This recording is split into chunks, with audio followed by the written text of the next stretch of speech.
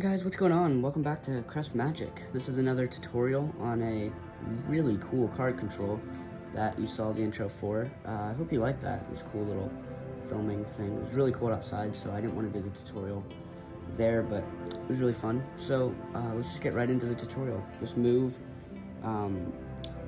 I first learned it on Alex Pandrea's YouTube channel, and I'll leave his link in the description, his tutorial as well. I just have some few tips, and I wanted to teach you this because it's a very clean control and everyone should know it. So, the prerequisites are you're going to need to know how to do a one-handed fan like this, which if you watch a few of my videos, my uncrested video, my first video, the fan change, I do the one-handed fan a lot. You can learn it there. I'm not really going to teach it here, but what you're going to do is you're going to riffle down the side. You're going to have your spectator call out stop whenever they want. Let's just say they stop right here. You're going to take the top packet, put it into a fan. It's a really bad fan. You're going to put it into a fan, and then you're going to use the fan to flip over this card. So in this case, the 9 of clubs, right? And then you're going to flip it back over, and then there's this little flourish with the fan. What you're going to do is you're going to move your thumb this way, and then your fingers under here the other way, like breaking up the fan as you're twisting your wrist, and then you're going to drop it on top of the rest. So like that. Pretty square. Again in slow motion. Like that.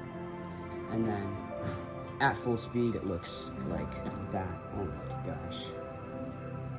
That's not what it looks like. Let's try this again. At full speed it looks like that. Okay?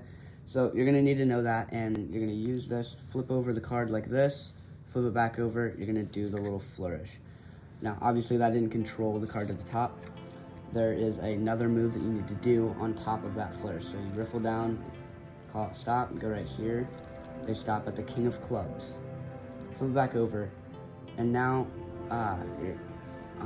you need to know this movement for the Cardini change, hot shot, top shot, I don't know, but this little pinky move right here where you use your pinky and you take the card out like that. So it's really not too difficult. You hold packet mechanics grip and you use your pinky and you put pressure on the corner of that card until it kind of flips up like this, okay? And it doesn't have to be super square. You can use your ring finger as well to keep it kind of more vertical, but that's just a move you need to do. And it's also fine if you pick up more than just one card. As you can see, it'll still work with multiple cards. So once you flip over this king of clubs, flip it back over, and then while you're going to do that flourish, you're going to have this cover right here with the fan. So when you cover up with the fan, back here, you're going to do the move, okay? And then as you squeeze up the fan, you're going to line it up with that card, so it looks like it was in the fan, and then you're going to drop it on top. You want to try and make your fan a little bit messy so that this card doesn't look too out of place when it's not completely square with the deck. But then you have the king of clubs on top. We'll go over that again. Riffle down the side, right here. I call it stop, right here. 9 of clubs in this example. When you get cover, if they're in front of you, I'll talk about the different angles, but in front of you, you do that little move behind, squeeze up, do the flourish, drop the cards on top. Their card is on top, right? Really, really good control. No one sees anything. When I learn like a sleight of hand move, when there's an actual move, I look at what I want it to look like. So I want it to look like this, right? That's what I want it to look like. I didn't do the move there, and so. So I want it to look like that when I do it, and it does, and yeah. So different angles, this is, I mean, a little bit angle sensitive, obviously. You can't have people completely surrounding you, but let's just say your spectator is that way. You just do the thing that way, and then drop it on top. Same for if they're that way, right? You just give the cover that way, and then honestly no one's really expecting it. No one's looking for that move to happen, so you're really in the clear when you're doing the move. So Pretty short tutorial, honestly, but it's a great control. I use it all the time on spectators doing street magic and stuff. All you have to know is a one-handed fan. If you don't, I'll leave a link to one of the videos that teaches the one-handed fan, right?